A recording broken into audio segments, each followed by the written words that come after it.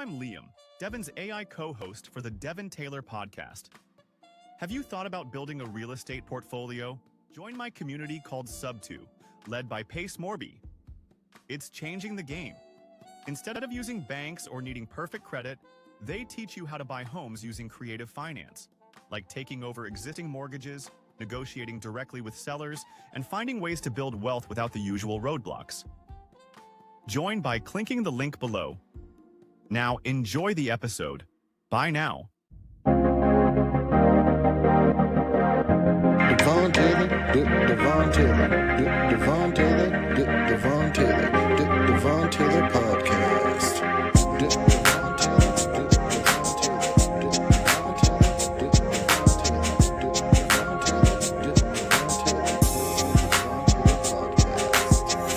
Hi guys, welcome to another episode of the Devon Taylor podcast, where we have guests from all around the world tell their unique and powerful stories to not only allow their voice to be heard, but for you guys to feel inspired. On today's episode, we're talking tech, strategy, and cutting through the noise with the CEO of Informed, the news concierge for leaders in the age of information overload.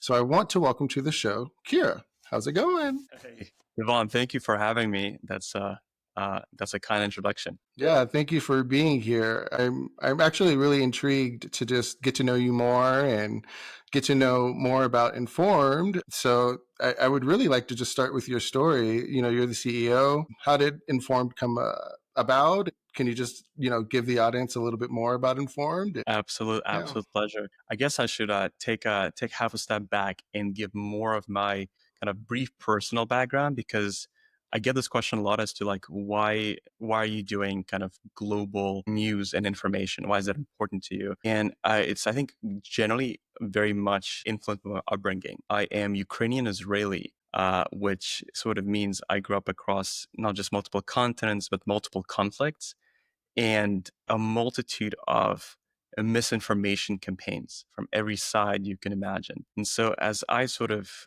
came of age, spent my first decade in Ukraine, and my second in Israel, and then I came to the United States, I've just seen the power of having information and sort of being in touch with what's happening, the importance of that, or rather the consequences of what happens when people don't have access to clear factual information and are being misled or getting their sort of insight, their news secondhand or from social media.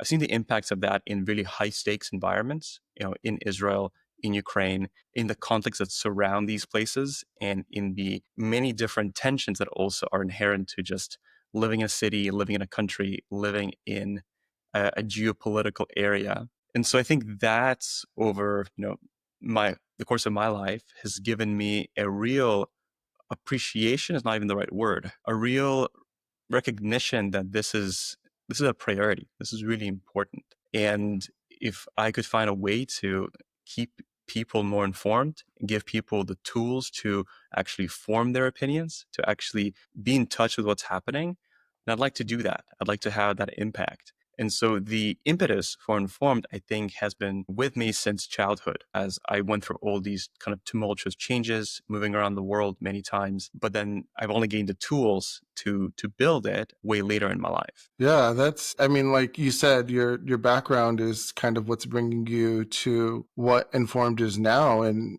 how you feel you can make an impact with today's world. It's funny that we just had an episode talking about how TikTok is how a lot of consumers now are getting their information on news and what's current, and you can't really rely on your traditional news outlets. So do you feel that Informed is an answer, or do you feel like the reason why you're bringing Informed to the surface is because of that reason, with the insecurities we have with the news that we get? Yeah.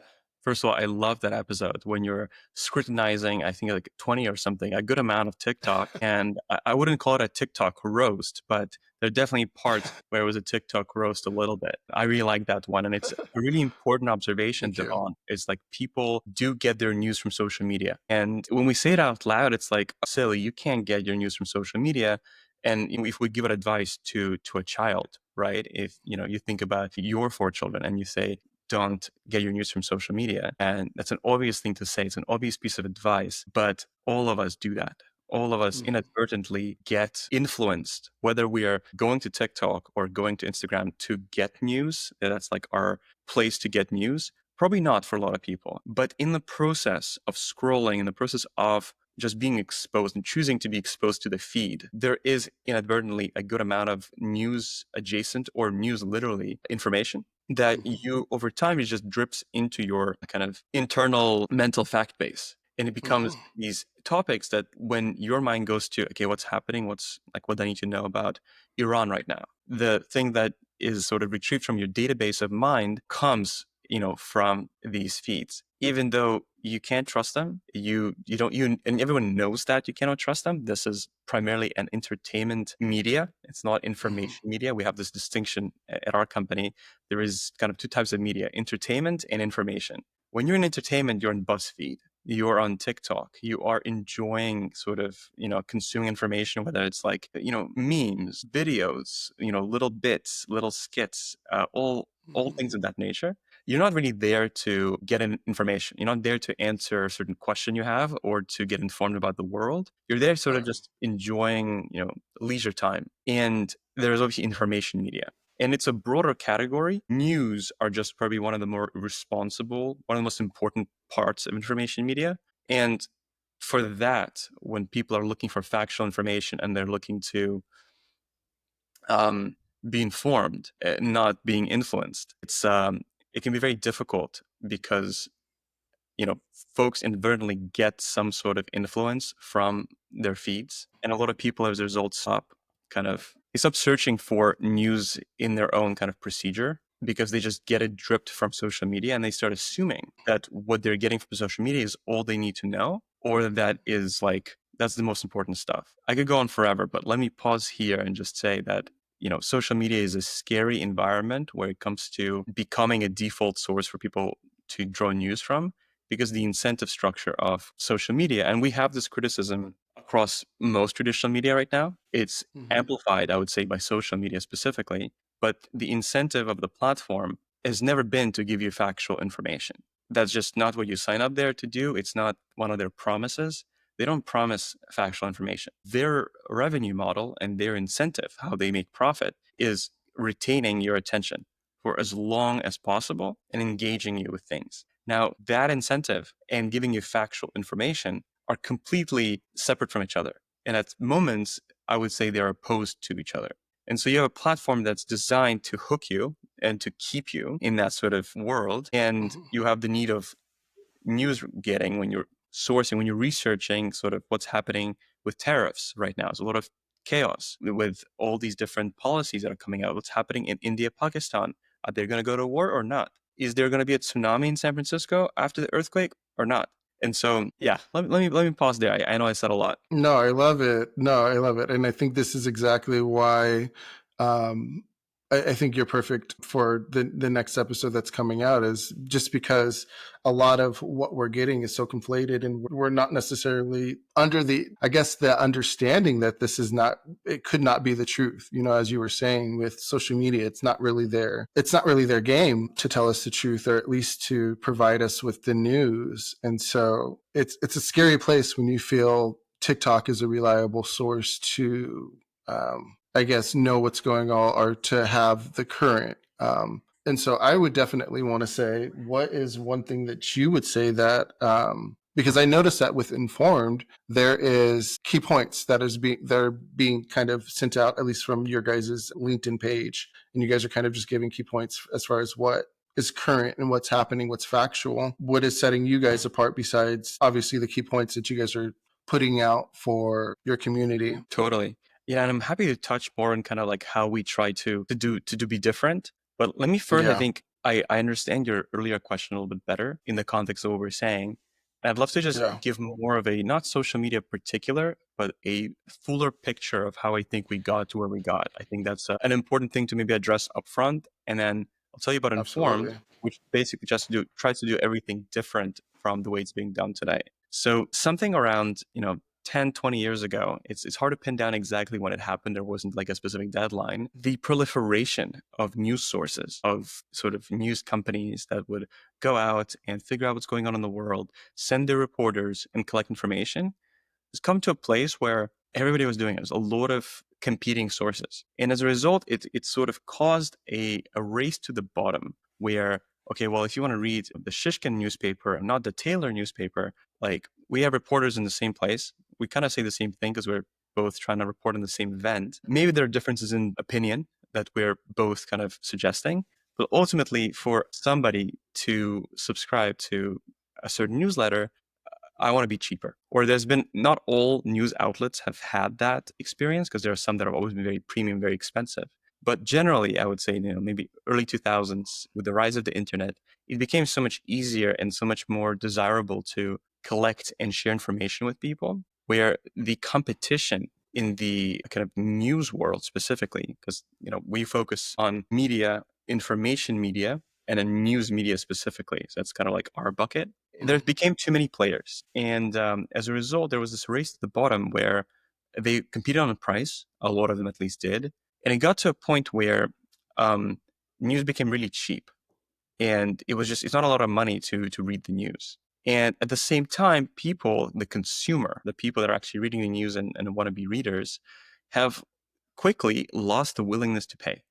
Where why would I pay for the news? News should be free. In fact, I can get news for free from secondhand from my friends. So why would I pay somebody for any sort of proclaimed insight? So with that competitive element in the industry, combined with just sort of consumer losing the willingness to pay, news became sort of devalued to a place where they became free. And it sounds like a nice thing. Okay, now we get news for free. Amazing. It was one of the worst and the scariest things that have happened, because that was the beginning of this decline that we've seen for many years since. Because news companies and reporters, they need to sustain themselves. And they're not all nonprofits. In fact, very few of them are. And to have reporters on the ground in Afghanistan talking to the women, to have people in the Middle East, to have people in Europe, people talking to central banks, people talking to India, Pakistan. In order to have that level of insight, you need capital and you need money to fuel that operation. And so when news became free and nobody was paying for them, news outlets and any sort of media companies started looking for, okay, well, how are we going to sponsor our work?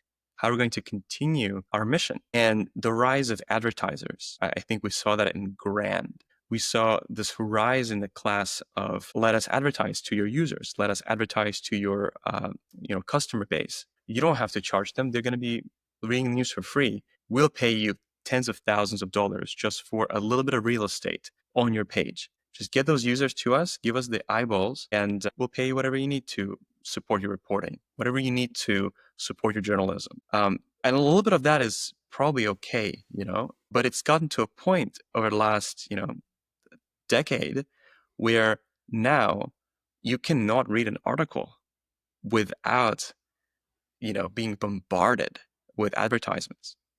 And, you open a page and immediately there's like a pop-up with an advertisement. Then there's a row of advertisements on the left side and the row on the right side. There's a banner on the top. There's a banner in the bottom. And my favorite villain of all this is sometimes there's a playing video that just starts playing with an ad in the corner of the screen. And you're like, okay, I don't want this. So you start scrolling down and the video follows you like a ghost. And you're like, oh my God, like I don't want to read these news. Like it's a painful experience.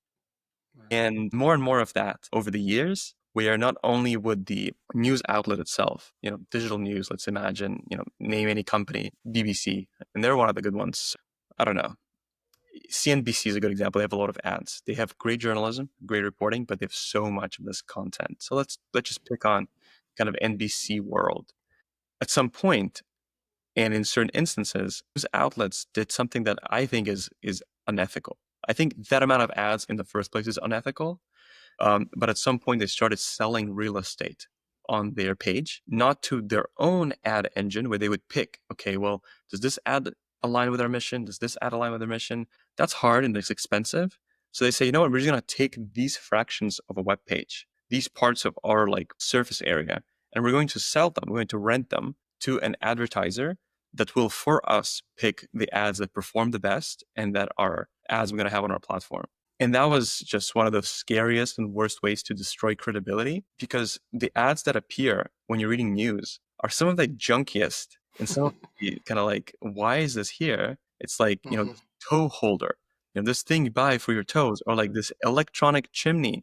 You're like, why are you showing me these things? Like, what is this like junk advertisement? So that went on and exacerbated and did two things. One, it kept news free and completely devalued, because now people, why would I pay for news? Like, this is disgusting. There are sites that ask you to pay for news. They don't turn the ads off. They reduce them sometimes. They give you access to more content, but they don't turn some of the ads off, which is crazy. Like, you can't even avoid it. The second influence, or the second result of this, is that people lost trust substantially. One of the best ways to destroy trust with your readers is to show them content and force content down their throat that they didn't ask for. They came here to get an answer to a question. They came here to read, to get informed, and they're getting thrown the electric chimney or something along those lines.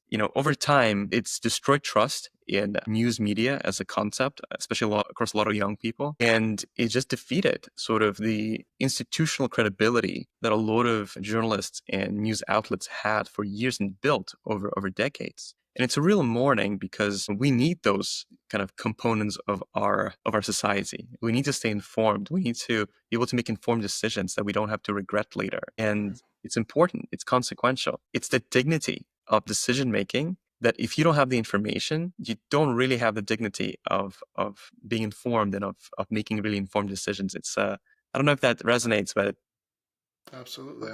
If you're kept in the dark, it's a form of a disenfranchisement, and it's evil.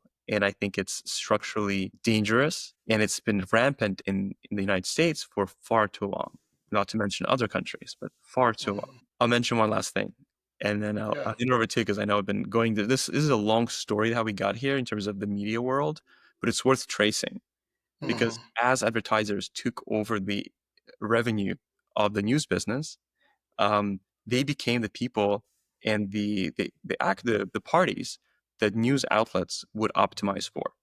Because at the end of the day, you're a business, and you need to take care of people that are your clients, that are paying you. Now, very few news outlets are getting paid by their subscribers anymore. Or if they are, it's tiny shares of the overall revenue that they're bringing in. So they're aligning their priorities with the advertisers. And what are they doing as a result of that? They need to make sure that they have your eyeballs at any cost. And they need to make sure that they have your eyeballs for as long as humanly possible. And what does that create? It creates clickbait, which is when, articles claim they have information. They're interesting. There's something, come click on this, and then you click into the article and it's just like, whoa, what is this again? 8,000 ads, a paywall, a pop-up, a video player, and 6 paragraphs of content that isn't what was said in the title. Not even close. It doesn't have the data it claims to have. It led to clickbait, and then it led to sensationalizing of everything. Everything is important. You need to know this. You need to know that. Breaking this, breaking that. Just come read. So sensationalism and clickbait became sort of these evils of getting people's attention, the hijacking of people's attention. And then once you're in the ecosystem, once you're already like the New York Times, it's a good one to pick on because they have the whole suite. You're reading this article. Wait a second. Don't leave after you read this article. What about these articles? You didn't ask for them. I know you didn't want to read them, but you might like them. Just take a look. 400 tricks for your 4K if you're under 40. Doctors hate this one trick. Ethiopian hacker hacked into something else. Read his story. Like, what is going on? Why are you showing me these things? Like, it's unbelievable. So the sensationalizing persisted not just from the clickbait element, but also into the articles. And you're getting solicited every step of the way. From the article itself is way long. They're always longer than they have to be. There's these random images. If you're reading an economic article, it's an image of a building, like a federal building. If you're reading something about a company, there's a picture, is a huge picture, half the screen of their office. And I'm like, I really don't need to see their office to understand what it says. And most of them are just really random. And there's also a line for credits, like as if I'm here to like acknowledge the photographers of this office photography. Like, I'm not. There is the pop-ups. There is the paywalls that come in form of pop-ups. Sometimes they're just there. There is ads that are pervasive all over. Why I was mentioning New York Times is a good one to kind of pick on is that before you finish reading the article, they say, why don't you do a crossword? Wait, before you finish the crossword, why don't you do a puzzle? Now, here's the answers to last night's trivia. Now, what about this other article? Now, subscribe to our newsletter for this specific niche content that we think you will really like. And it's just like, leave me alone. Leave me alone. I want my attention back. I want my time back. And I want my dignity back when it comes to seeking information. I love that. And, what's funny is as you're saying all of this, I'm like thinking, are people still getting kind of like trapped in that circle of ad after ad after ad, and like feeling the need to click through? And because I don't follow the New York Times, I don't follow really any major news outlet, but a lot of it is because it's just behind a paywall. And as you said, news is so accessible now. There's so many ways that you can get it, and not necessarily if it's the truth or not. There's a lot of skepticism in what's being, I guess, broadcasted to the general public. But what is your feeling on that? As you're saying, there's so many different ways that they're trying to target a certain audience, or not even then, they're just kind of advertising. What do you think the news space needs? It's a profound question, is how do we kind of get out of this hole that we dug ourselves into?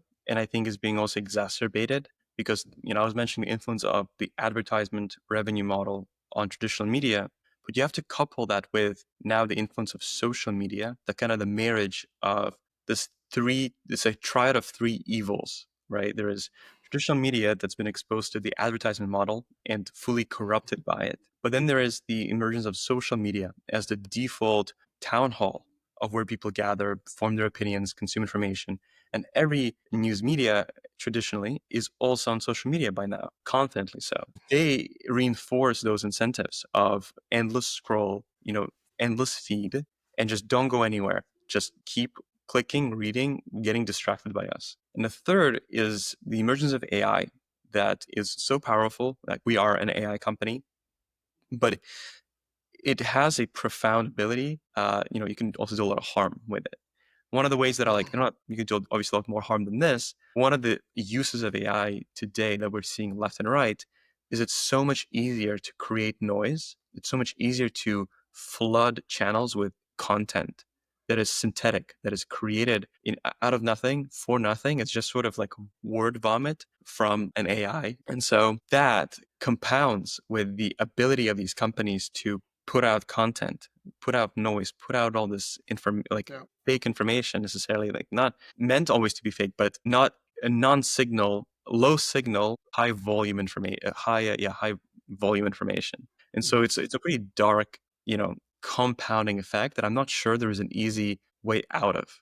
Part of what we're feeling and what we're doing as a company and as a movement, because we represent sort of a movement of media minimalists, of people who have a need to know, have a desire to know, they want to know what's going on in the world, and yet they've seen how hard it is to get informed without being influenced at the same time, that they're like, you know what, none of this stuff. I don't subscribe to this attention hijacking, this attention hostaging, and attention terrorism that is happening all across, information and specifically news media landscape. And so this movement of news minimalism, just tell me the insides, give me the opposite of clickbait, give me the point without sending me down a rabbit hole. We're seeing this emergence of interest of like, I want less, I don't want more.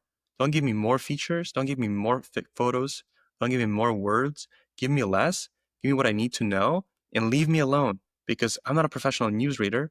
I am an accountant, or I am a podcast host, or I am, a father. You can have all these different roles in your life that aren't involved in being a news reader. And it shouldn't take you so long to sieve through the noise. It shouldn't take you so much energy to decide all the time, filter, is this important? Is this important? Is this an ad or is this sponsorship? What is this? Killing all that noise requires a commitment, or calls in a commitment to minimalism of like, I want less. Mm-hmm. And so we are sort of proud to be in a position to lead it's not a huge group, but it's growing very quickly. It's almost like a subsect of a generation, like younger millennial, maybe Gen Z, where people are just asking for less substantially. And they're looking for ways to reduce. You're seeing this in devices. I don't know if you ever heard of it's like flip phone movement. It's part of the same spirit. It's like, I don't want to have this toxic screen in front of me. It's the same vibe. It's the same spirit of, I don't want to have all this media in front of me. Just give me what I need in a pure way. And Informed is all about facilitating that experience in the news media niche specifically. And we take it very seriously. Yeah. What is the reaction you've received? You said it's been kind of like a small group. What has been the reaction? What has been kind of the response since you guys have kind of launched and been out there as a company? Yeah. No, I mean by a small group is it's not a mainstream movement. It's not Gotcha. mainstream movement, but the movement of minimalism, like media minimalism, is around. It's not gigantic. It's not something that you learn a lot about. It's a specific type of person. But you may have heard of these keywords, and they'll kind of like contextualize where we play. Digital detox, media minimalism, any sort of solution for information overload, any people that are bothered by fake news, people that, all the flip phone movement, and any sort of minimal devices. So whether it's a phone that doesn't have, it's not a smartphone, that has reduced functionality, or if it is, putting all those blockers on your phone, like cold turkey, or that limit your screen time across all these different things. People that are really into productivity, people that are really into mindfulness. I think maybe it's media mindfulness is probably the best sort of hashtag that we could fall under, is media mindfulness. But this movement of people who are fed up and tired of screaming media, that's the space in which we inhabit. And we're in even smaller niche. So we're a very specific type of person that cares about news media minimalism. Gosh, the reaction has been really reassuring. It's been incredible. It's a personal problem that I've experienced firsthand, and I couldn't read a news article anymore. I was like, "What? This is disgusting." There needs to be a better way to read news, to be informed.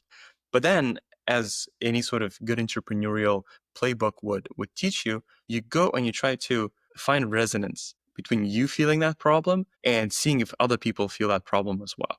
And we have heard resonance, all right. We've heard an echo that was deafening. That was like, wow. So we're not just a small group of people who are feeling this. It's like we're talking about thousands, tens of thousands of people. And we'll get to more very soon. But, there are people who, when they sign up and when they join Informed, they would text us in, because we have a direct communication with every single user. We're SMS based. I should probably touch on that. But people would just text us and say, "Hey, this is the best way of consuming media I've ever experienced. This is saving my mind, my attention, my focus, my time, my money. And just I don't stress as much anymore. And I don't waste time. And I also feel like I'm the most informed person in the room, whether I'm with my friends or with my colleagues." And it sounds crazy because obviously coming from me, it's my company. But we had a couple of people say, it changed their lives. And one of them mentioned it was God-given. And I was like, I'm very impressed that this is having that much impact on you, because our impact, we try to make a really small precision one. We try to solve this one specific problem. But we're finding more and more that some people weigh that problem as one of the most important problems in their overall consumption. That's almost at the level of their diet. And it's been very reassuring. So we continue to reinforce, double down, and keep finding our people, because we're not really for everybody. If you are someone who loves reading news for many hours a day, you love the ads, you love the clickbait, well, we're probably not for you. If you don't care enough about the world that you inhabit, we're not going to convince you otherwise. I would personally like to convince you otherwise, that you should care, but that's not our mission. We are there for people who already know how important it is to be informed and kind of in touch with the world you inhabit, and also are fed up with the traditional way of consuming news. And so they knock on our door, and as you know, knocking on our door is very easy. You just text our number, and then they come right in. Yeah, I want to touch on the text messaging that you mentioned, but I wanted to ask a question before we get there, because you did say that you guys are an AI company, and I just wanted to know, as far as the news goes, you guys are bringing the news in a more minimal way. How is the AI working? Is it kind of deciphering what's important for the day? How, how is it bringing, the important news? And, how are people, I guess, feeling, going from, all the clickbait to just, the certain key points? What is AI doing that's different, that's making it so impactful? Totally. I think it's not super helpful to personalize AI as like AI is an entity. AI is like a person in the room. I wouldn't think of it as that way. AI is just a type of software. It's just an approach to how software works. So our software is a mix of things that has multiple elements of AI in it, but it doesn't also just rely on it. It's a mix of scraping, weighing the importance of the things that it's picking up and scraping across the web, and then it's summarizing. So a lot of those things are automated in what we call kind of our holistic informed engine, like our news engine. And what it enables us to do is something that other companies can't really do for multiple reasons, is it lets us read all the news of the world, practically. And we don't really look at reposters. There's a lot of news outlets that just repost other people's news. We look at them. We don't really take them seriously. There's a very limited amount of outlets in the world that actually do reporting level, like credibility level journalism. And I wouldn't even say it's journalism. I would say it's reporting. Journalism has an element of editorial, an element of bias, opinion, analysis. We don't do that. We don't analyze and we don't give an opinion. We stay at the reporting level where we, in the process of reading all the news of the world, which we do nonstop, our engine is running 24/7, we pick up on the common fact base across any given issue. So, for example, if the issue is, from a few days ago, Mike Waltz, the national security advisor to the Trump administration, has been removed from position. There are not one or two articles about this. There are hundreds of articles about this. We read all of them so that we can come up with a fact base that is commonly agreed upon, that we can say this is the kind of the mother fact base of this certain issue.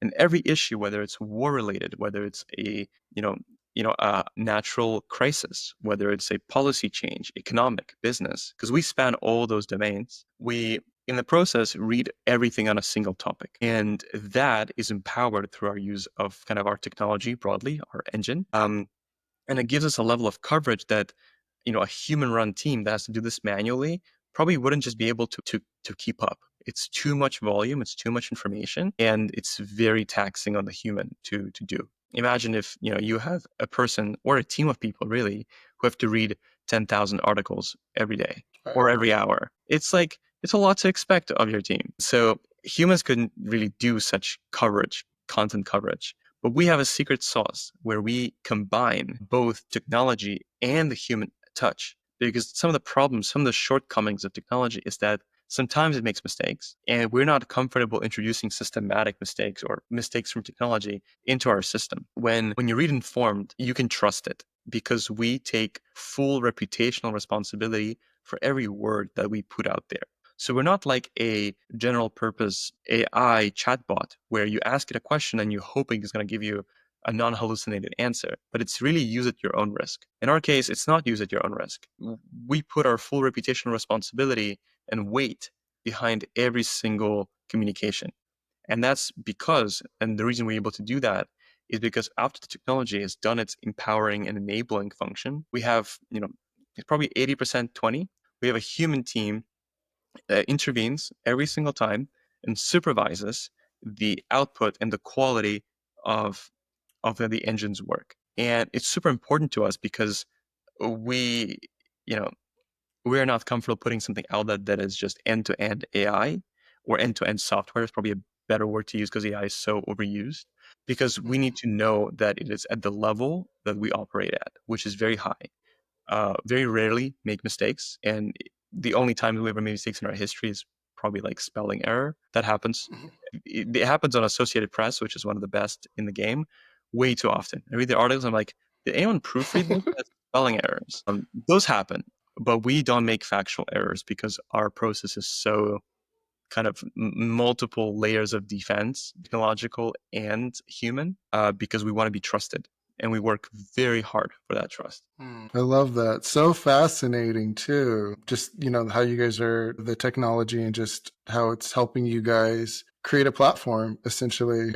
I wanted to touch on, though, too, before we started recording, you said that this was very much like not your life work, but like something that you're passionate about, super passionate about, and you feel called to be doing what you're doing now. Why do you feel so strongly about that? Why I just, that was so fascinating to hear to me, because it resonated with me and, you know, what I'm doing now, and, you know, how I'm trying to be perceived by the world, but just kind of wanted to touch a little bit on that and your thoughts. 100%.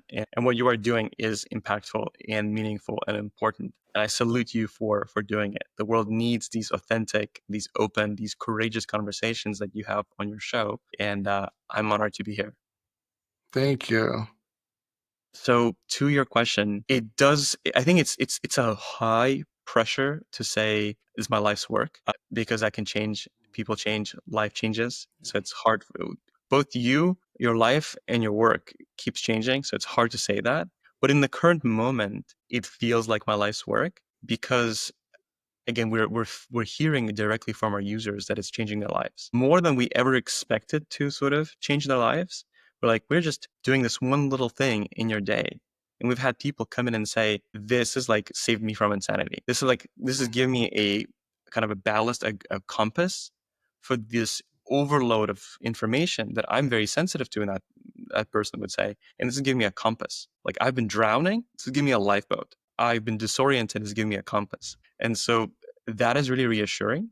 But the spirit of your question, I want to answer it more directly as well, is the times. The times we are in right now are very changeful. There's a lot of disruption happening. Some of it is calculated, some of it is serendipitous or accidental. But if you look at America with a change of administration, there's a lot of new policies. And some of them have been upending, like obviously the reductions in force across the federal government have changed things substantially very quickly. But there's so many other things that are shaping at a speed of days. I've never really seen policy be changed so quickly as it is happening right now. It's kind of impressive how quickly it's happening. I couldn't really believe it. But in the first 90 days, now it's 100 days of the administration, the Trump administration has changed so much about what people used to take for granted, or what people used to assume as their kind of like status quo, that just given how hard it is for people to stay informed, given all the things we've mentioned, I want to give people the sort of the compass to understand what's happening in their lives, because the things that are happening these days are affecting not just America, but also the world. Like the things that are happening all over the Middle East, Ukraine, Russia, all over Europe, and the crisis in the Mediterranean Ocean, the crisis on the India-Pakistan border, the crisis in the South China Sea, Taiwan, China, Hong Kong, all that, kind of Asian drama that happens a good amount as well, and is totally ongoing. The world is changing super quickly. And if you can stay ahead and stay informed, that's what's going to help you stay ahead. You have a chance of making more informed decisions for your own life, and it will lead to a better life. Like, you will have a better life if you make decisions not in isolation of reality, but with awareness of it and with clear awareness of it. Not something you've heard secondhand from a friend or something, again, you got from TikTok, but something that is researched and designed to give you insightful and helpful information. And we try to give people that dignity, try to give people that compass. So it just feels like the time where the need is most pronounced. There's so much misinformation. There's so much overload. We're definitely more than ever. And it just feels like, especially with AI, and I mentioned the noise is just going to keep increasing. The volume is just going to keep getting turned up. It feels like a time to step in and try to offer at least one small solution in this sea of noise. I love that. I think you're the perfect CEO for your company because you feel very people driven. I don't know, that I just get that there's like this overall sense of like you care for people. I don't know if I'm beating down a wrong tree or not, but you just seem very like you want to help. I do. And that's a good quality to have. It's super important to me. I think that's like anyone's life mission once they figure out is just like how many people can you help and how deeply. Just every happiness study out there says the same thing. Our happiness is directly correlated with just our connection with people and our ability to make their lives better. So if you can orient your life around that value of how can I help others, all of the things that people fret about will be taken care of.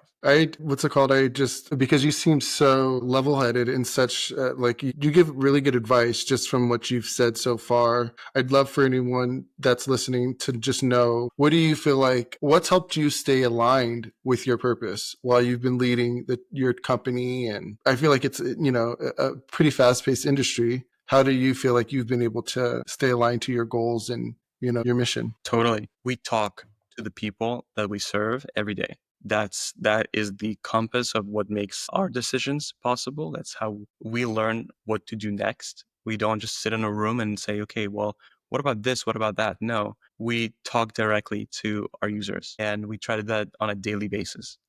We are their experience, they are things that they need, things that they care about. We want to be able to hear that and have an always open ear. And in the process of that, you just get a lot of reassurance that what you're doing is right, because considering that you're doing the right thing, you will hear that directly from the users. And so we regularly would get on the phone and hear reassuring words saying like, hey, this is really helpful, please keep doing this, don't stop. Like, hearing that from the people that you serve is, there's no affirmation that comes closer or greater than that. And so I have a practice, although I am the CEO, I have so many other things to sort of think about. I don't lose my sort of pulse on talking to our customers, talking to our users. It's absolutely critical to me. We call our users members. I'll be kind of been using the general term, but we talk to our members. We try to build a community and a sense of togetherness among the people that value the same thing of, being informed without being influenced, and this value of media and news minimalism. So we build a community, and we call our users our members, and talking to members on daily basis is what keeps me kind of going and keeps me assured that I'm also heading in the right direction. I love that. And to go back to the text messaging, that's something that I also noticed that was kind of unique to your company. If you don't mind explaining that, like, I know you guys are sending the messages or the information out via text message. How would you explain that? Like, is that just like what you get when you sign up, you're texting you guys, and then from there you're just receiving text messages from here on out? Exactly. It's the minimalism. There are a few answers to your question. One is there are no other ways left. Like, there are no other ways that have not been corrupted. And I mean that in the most literal sense possible. Devon, think about how many emails you have in your inbox. Like, is it 6,000 or is it Too many? Too many. I have never been a person that has like little emails, or like, oh yeah, email is super in order. Everybody talks about the concept of inbox 0. Everybody is at inbox 60,000, and those are rookie numbers. Email is dead as we know it. It's not dead as a channel. We connected over email, but it is dead as we know it when it comes to people paying attention and having trust in their inbox flow. A couple of years ago, they did this research where they found that over 85% of the world's email volume is spam. And that's just spam. So there's an even greater share that is unsolicited. So it may not be spam, but it's clearly unsolicited. So it's something you kind of sign up for, but they're saying you something else. This thing you didn't know you signed up for, this thing you paid for coffee, and now you're signing up to their like coffee book, publication. Is like, wait a second. Like, I kind of opted into this. It's not spam necessarily, but I don't want this. Like, this is not what I decided to sign up for. And so that volume is probably well in the mid 90s. And you see the effects of that. People don't read their email anymore. People don't really pay attention to everything in their email, and it's very crowded. The same thing with applications on your phone. We all have 60 applications more than we need, and they're occupying our screen, and they're all over. There's an application for this, an application for that. There's an application to order from a restaurant. Now there's an application to change your order from a restaurant. Now here's an application to call the restaurant, to ask them to change the order that you just made on the other app. It's just like the proliferation of the apps is also insane, and nobody wants another app on their phone. So we've got email out, apps out. You always have these messaging services, we've got Signal, WhatsApp, and there's still attention there. They're still useful. But in America, and that's the market, we focus on America and Canada, people don't really use WhatsApp, Signal in majority. Everybody has SMS. It's a channel that every single person in this country has and operates and uses. And the statistic that I love to cite is that in America, research is kind of like hard to come by because it's really hard research to do. But we have an industry partner that does this research at scale, and we have seen this also resonate with us. The read rates on SMS in America are 98%, 96% of which are within the first 3 minutes. So it's the closest channel to get from my head to yours. It's really direct. It cuts across every boundary of like, you forgot your password, or you have these other things waiting for you there, or you deleted the app. You don't need anything for SMS. You just need a phone. Everyone has a phone. Everyone we service has a phone, and it's very direct. It just goes straight into your mind, because our inhibitions reading texts are different from our inhibitions reading an email. So that's one long answer around why we like the SMS channel. The second is probably be the minimalism of it. We structurally cannot put a video and an image and 1,000 links and then a GIF and then make it super long, which all emails are these days. You subscribe to any newsletter, it's packed with all the, there's probably like 30 or 40 links. There's a huge signature. There's like a sponsorship, an ad, a picture. There's all these media on text. Intentionally confine ourselves to 1,600 characters. Actually, 1,500 characters is probably close. If it's 1,550, every single text. We never text you more than that constraint, because we only text you the most important things, and they have to always fit in that. If it doesn't make in there, it's not important enough, and you don't need to know it. Because we text every single day, though, that you do have a good flow going. We text every single day, and so something didn't make it today, there's a chance, if it's important enough, it may make it tomorrow. We always report on the most important things first and foremost. Sometimes there is a day where, I feel like it was on Friday, it was quieter. Not as many things in the world were burning. And in those moments, we are able to resurface older priorities from like a few days ago, from a week ago, that like now can make the cut. But at the time, they didn't make the cut because you needed to know these couple of points, and we always want to prioritize that for you. So that's the other answer, is the minimalism of the channel, and obviously the fit of the channel for the popularity and sort of the adoption, the mass adoption and popularity of SMS. It is, yeah. No, go ahead. Sorry. I don't know if you had a follow-up, but we should probably invite anyone who's listening. They're curious about Informed and they want to check out our news minimalism. It's very easy to do. We have a toll-free number, which is kind of like how we exist. We don't have a digital presence. It's part of our commitment to kind of minimize our footprint as much as possible in your life. We want to take up the least amount of space we possibly can while still giving you the maximum amount of value and like usefulness. So we operate as a toll-free number, way like 800 gut junk, or like 800 flowers operates. We have the following number, and you just text it and you run into our ecosystem. So I'll tell you the number. It's 844-406-INFO, which is the same thing as 844-406-4636. It's a toll-free number, meaning you can always text it for free, no charge to you. And when you text it, text hey. Just start with a simple hey, and we'll take it from there. Whenever you're talking to us, you're always talking to a human. You're always talking to our team. You're never talking to a robot. We generate our insight using technology.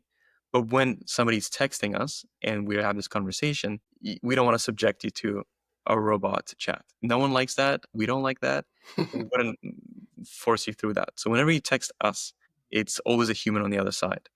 To put it briefly, you can text hey to 844-406-INFO, which is 4636. We're also going to put it in the show notes. So if anyone wants to or didn't catch the number, they'll see it below. So yeah, thank you for sharing that. I did have just a few more questions before we let you go. The first question I just wanted to ask, what do you think the future of media consumption looks like? And what do you think we should all be preparing for? I think we, unfortunately, will have to prepare for a lot more noise. We've talked about this kind of throughout, but the amplification of noise with AI software, the ability to generate content, words, videos, images with so much more ease, I think is going to result in a lot of more creators, a lot more just an explosion of content. And most of it, I would say the majority of what an AI content creator that's just like given a task, hey, create content, It's going to be noise. Noise, what I mean when I say that, is just trash. It's going to be information that doesn't really have insight, doesn't really have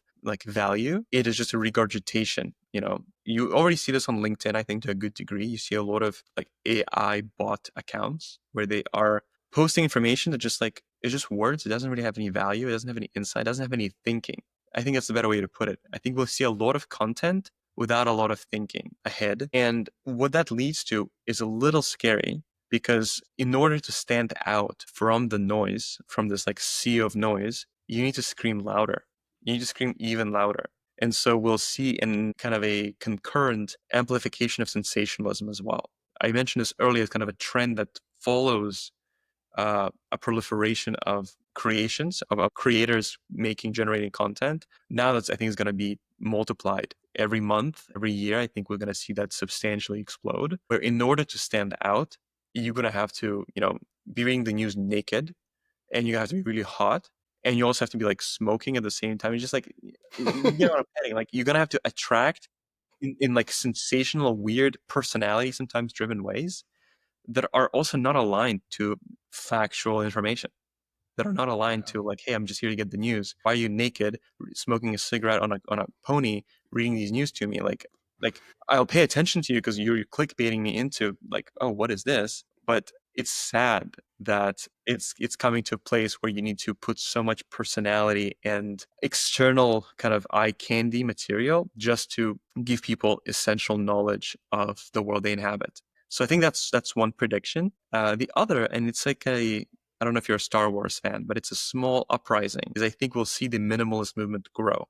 It's growing substantially, and I think it's sort of like, it's growing strong. It's the rebellion. We lead a small part of the rebellion of people saying, I don't want to use an iPhone anymore. I don't want to use a smartphone anymore. It's doing more harm than good. It's going to get to a place where it's going to do so much harm. People are going to say, too much. I want to consume no more media. I want to have no more accounts. And I'm not even sure I want to have a smartphone. And that's the whole flip phone movement. I think the worse it gets, the noisier it gets, the stronger the rebellion is going to kind of appear and say, we don't want to be part of this ecosystem of advertisements, endless social media scrolling, and AI making more and more noise for us to consume and distract ourselves with. So as it gets louder, the people that want it to be quieter are going to multiply. And over time, maybe, I don't know how long it's going to take, a couple of years, probably a while, before we'll see a pendulum swing back to saying, hey, you know what? Let's respect our time. Let's respect our attention again. But I look forward to that pendulum swing back. Me too. But I appreciate your insight on that. And honestly, just this entire episode, you've opened my eyes and helped me see a little bit about kind of just the state we're in, I guess, as a world. But before I let you go, my last question, what is the impact that you want your company to have, what you to have, in the world? What do you want people to walk away when they interact with Informed? Yeah, it's thank you for that question. It comes back to this idea, and I think I still struggle to articulate it in the right ways, but it's the dignity of making informed decisions. It's a lot of people don't have that dignity. I'm a first generation immigrant in the US, and I've seen a lot of people in my shoes, in my boat, who get into this country, the United States, and they try to make it, and they have very few resources. They have no family. They have no sort of legacy support systems, and they just go straight to work. They try their hardest to make it. And when you have, a first generation Colombian American immigrant, when you have a first generation, immigrant from Zimbabwe, from Ukraine, from you name it, Chile, you have people coming in and they're like, okay, I just need to survive. Like, I just need to, make it and sort of like do what I need to do. They don't necessarily think of, I need to create a sophisticated information diet for myself. They just go straight into it and they try to make it. They are the most vulnerable to misinformation. They're the most vulnerable to, because you have to imagine in the soil of information overload is where the roots of misinformation are very easy. It's easy to grow for them, because when everything is too loud, everyone's paralyzed from the volume. People are then attracted to the personality, to the naked cowboy reading the news to you. People who are in those vulnerable communities that are first generation immigrants, that are lower income, that are historically disadvantaged for no good reason, or in any way contextually disadvantaged, they are very vulnerable to information overload and misinformation, which really go hand in hand. And they don't have a way of developing a pure and sophisticated information diet that somebody who went to an Ivy League school and was taught all these things about critical thinking for many years, and maybe he got a master's in critical thinking, and now he's a critical thinker, and now he has this sophisticated way of parsing information while he does a consulting gig. A lot of people, and the majority of America, it's a 320 million people country, probably more at this point, don't have that training, haven't had a chance to make that investment. And when they come home from doing 2 jobs, being a bartender and working, side gigs as a bouncer, they're just coming back home and like, wow, like what's going on? Like, where am I? Who should I vote for? Municipally or more nationally? They have no tools to make that decision. And the tools that are presenting themselves to them online and all over are corrupted by every possible way, by money, corrupted by bias, corrupted by ads and clickbait. They're just not aligning to the same incentive of this person, because they just need to know, like, hey, what do I need to know? What's important? And what is fact? What are the facts that are still left in this society? So the impact, I think, for me, is empowering those people who may have skipped education, may have just went straight into hustle, and are building their lives and trying to make it in this, beautiful but also cruel country, a very hard country, giving them the tools so they can make decisions in the way that the Ivy League consultants do, in the way that the CEOs and all the fancy executives out there, the same tools, without taking from them thousands of dollars or tons of time for them to get to that level of being informedness. I don't know how to make that analogy. Yeah. So it's giving them the dignity of information, the dignity of being informed. I love that. Such a powerful mission. Thank you for sharing that. And just everything that you did today. I don't know if you have any last words before I let you go, but I'm going to leave the number just in case any of you guys want to follow Informed, you guys want to get connected with Kieran and his team. You are more than welcome to check the show notes and get the information below. But I just want to thank you again for being on the show. I truly appreciate you and your story and just what you're doing for humanity. Thank you. Well, Devon, it's an absolute pleasure to be here, and calling on all news minimalists to join us. Just text HEY to 844-406-4636. Perfect. Thank you guys so much. Until next time.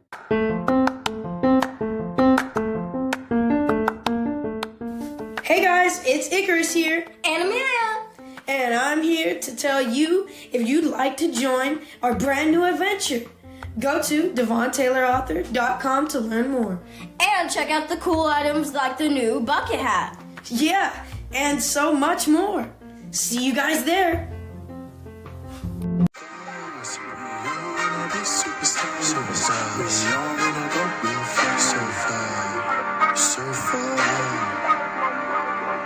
Shine, bring like a deep space star. Stay true to yourself, don't cry.